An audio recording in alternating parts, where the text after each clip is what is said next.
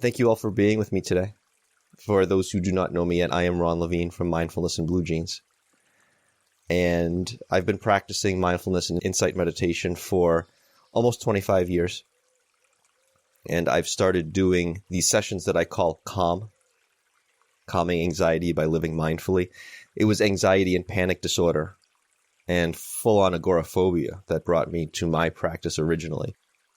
And I offer these sessions in what is, for me, the morning for some of you as well. Largely because mornings were always the most difficult for me, and sometimes still are. And I know I'm not the only one. Mornings are a hell of a time for those of us who work with anxiety and panic. And I've made a lot of great strides with that and wanted to offer some of that to others. So let's jump right in. Okay? I like to begin my sitting by imagining that I am suspended from the ceiling by a piece of string attached to the top of my head. It's a nice cue for sitting up straight without adding any extra tension to do so.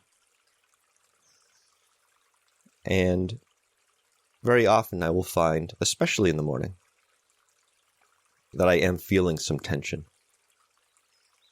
mentally and physically.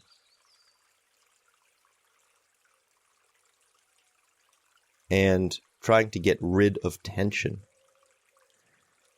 I have found, is about as successful as trying to fall back asleep. It's counterproductive. If we simply allow the process of tension to be tension, eventually that energy will dissipate. Maybe today, maybe not. Tension isn't self-sustaining. It actually requires our interference to continue, to perpetuate. So if there is some tension right now, we don't need to interfere. We can allow the tension to be tension.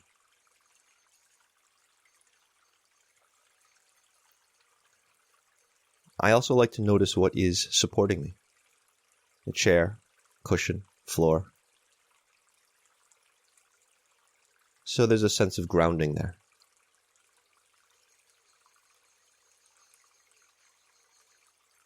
Let's notice what is supporting us at the bottom, and this gentle lift at the top, and whatever else happens to be here for you right now.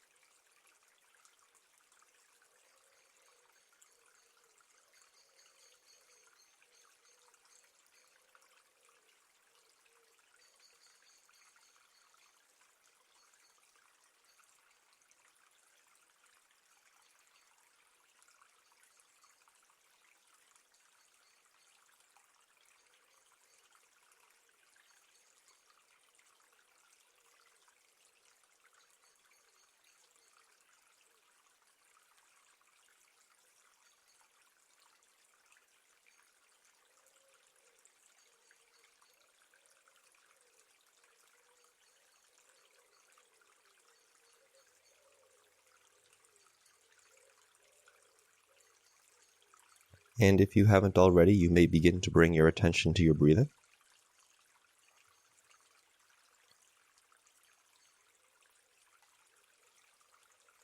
And just as any tension you might be feeling is a process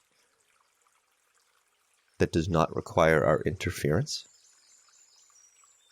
breathing is a process that does not require our interference.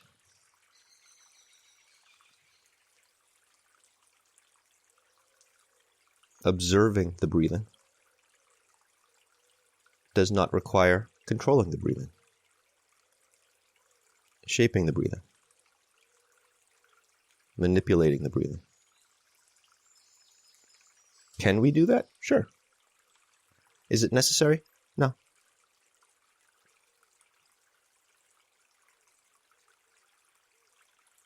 I have found great value in seeing to what extent I can simply allow breathing to be breathing,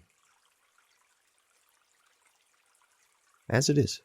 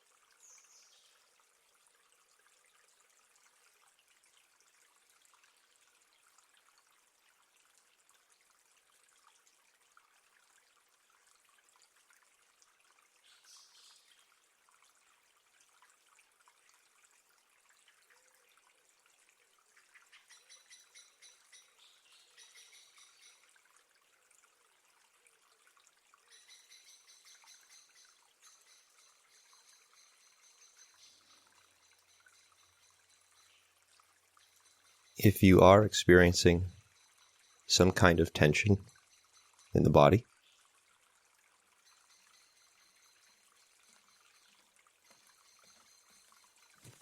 or some kind of energy that is presenting itself to your attention. I know for me, especially if I'm feeling some anxiety, almost invariably in the stomach, right?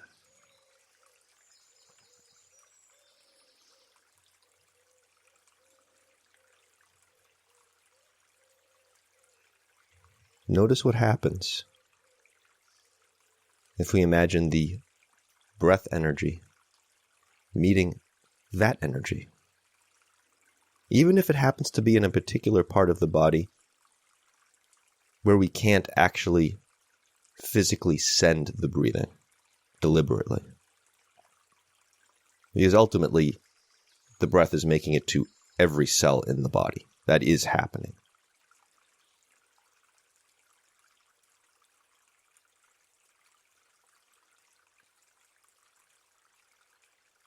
So what if we imagine or visualize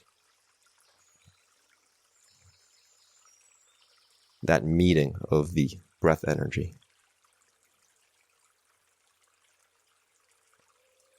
and that other energy that is presenting itself?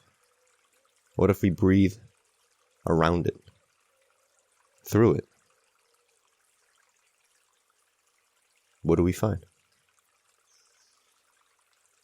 Not what are we trying to find. Not what do we want to find. Not what do we feel like we have to find. What we're supposed to find. What do we find? What unfolds on its own?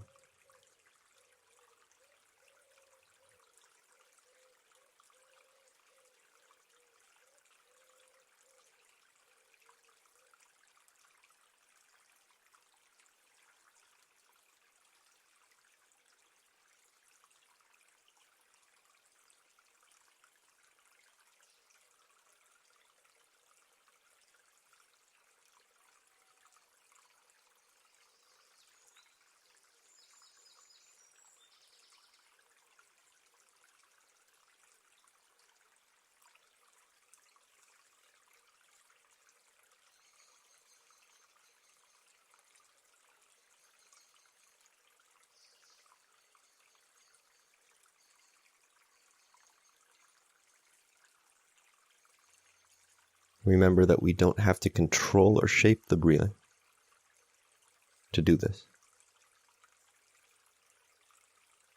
The body knows how to breathe. It can take care of it. The body knows how to send the breathing where it needs to go. So we're not engineering this process. It's happening anyway. Happening anyway.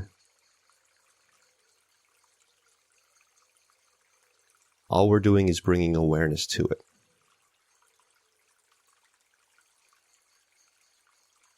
Awareness and curiosity. And openness.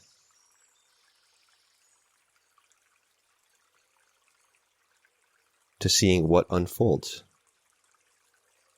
when we simply allow it to do so.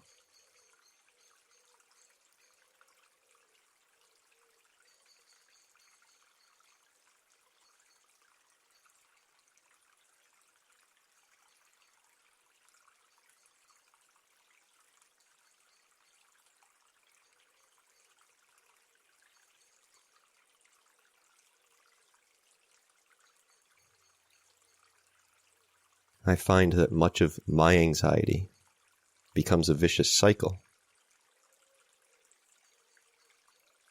when I have a requirement that I feel a certain way.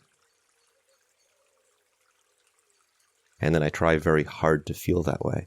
And then I check to see if I'm feeling that way. And if I'm not feeling that way, then I try harder. And if I am feeling that way, I check again in 30 seconds. Oh, do I still feel this way? And the cycle repeats. And what does this end up doing? Does that get rid of my anxiety? No, it creates, it perpetuates the anxiety.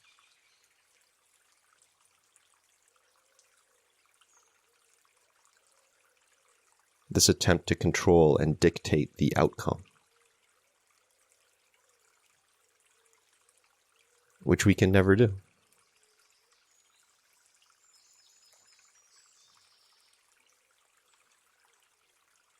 What I have found to be much more productive, much more skillful, much more effective, is to concentrate on setting the right causes and conditions for those effects to arise.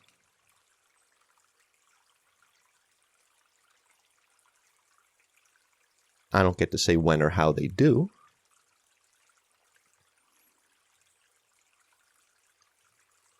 But as we observe the cause and effect relationship, we get better and better. More skillful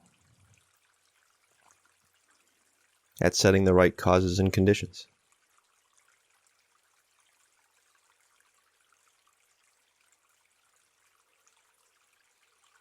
And I have found many times that one of the most skillful causes is to stop trying to do so much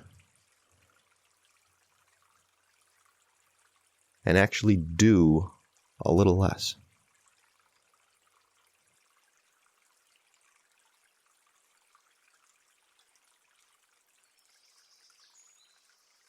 Watching what's happening. When I stop doing and engage in a little more being.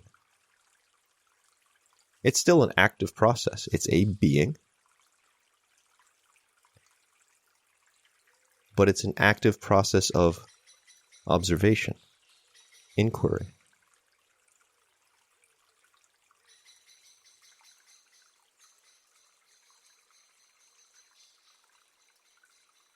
What unfolds when we observe the breathing and don't interfere?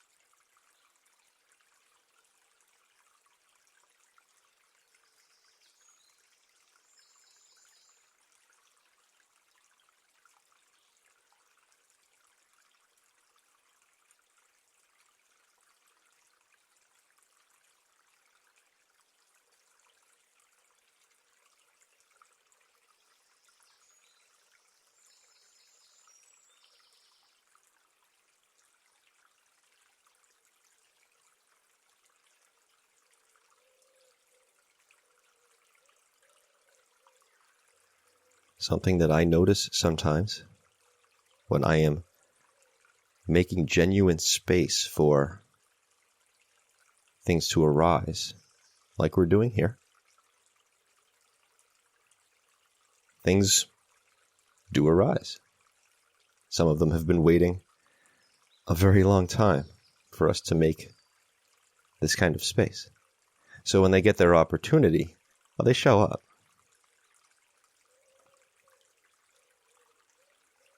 Now, oftentimes this is in the form of thoughts. And I have various sessions where we go through different techniques for working with thinking. We did one last week.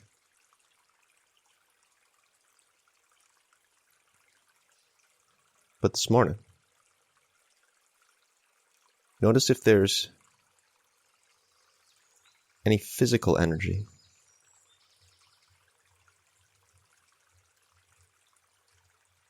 Calling your attention.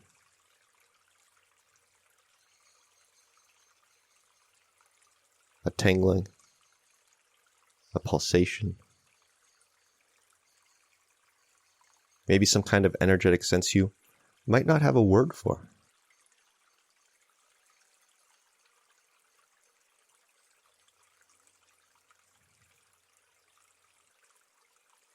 Very often for me that will be in the stomach or the solar plexus, and sometimes I will take a hand and rest it on that spot. Just rest it. Not applying any pressure.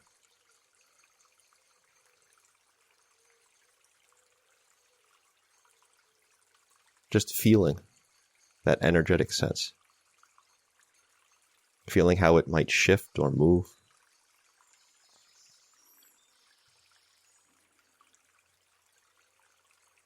Or perhaps if it's a sensation in the hands, I might hold the hands together.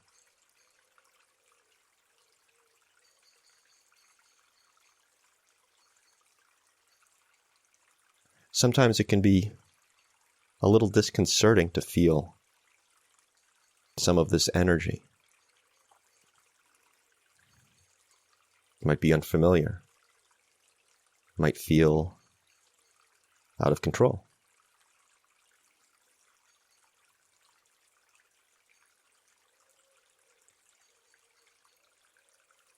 But there's a difference between the raw energy and our interpretation of it. For example, the physical sensations that accompany fear are very similar to the ones that accompany anger, and are also very similar to the ones that accompany a joyful excitement.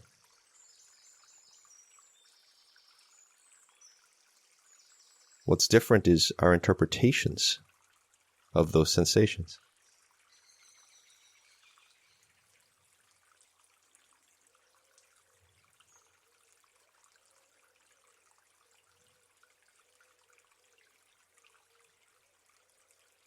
So it's not that we're denying the sensations. It's that we're not laying our storylines on top of them.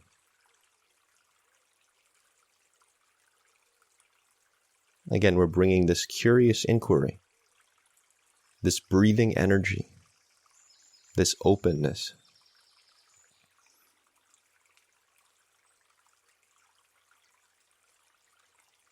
to seeing exactly what it really is, what it actually does, how it actually unfolds when we don't interfere.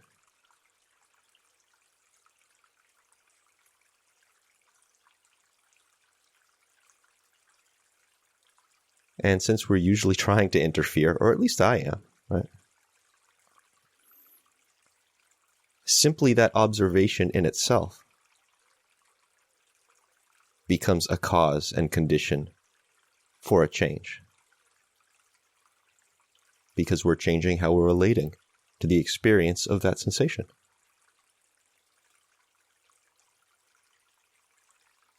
It may be uncomfortable sometimes. But uncomfortable doesn't mean unsafe.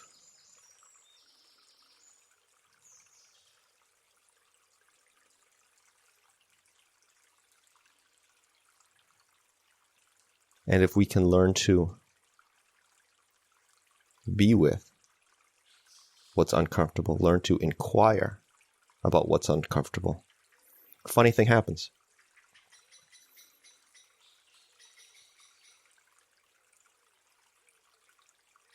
Things that are uncomfortable become more familiar and start to make their way into our expanding comfort zone.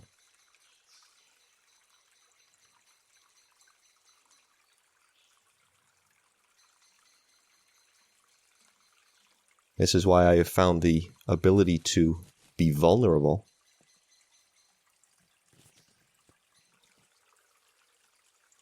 a source of power.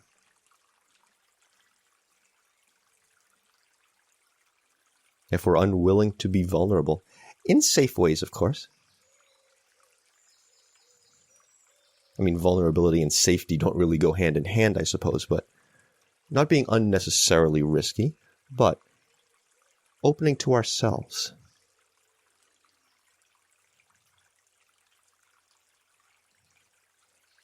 Even just a little bit at a time. In manageable bits.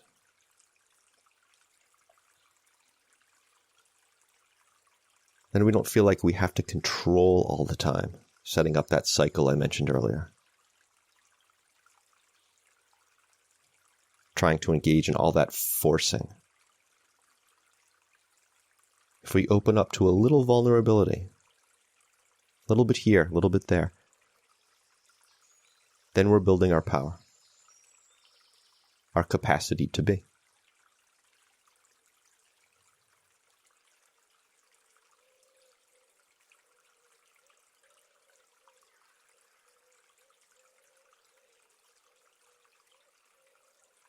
And this is how we walk our path to freedom from suffering.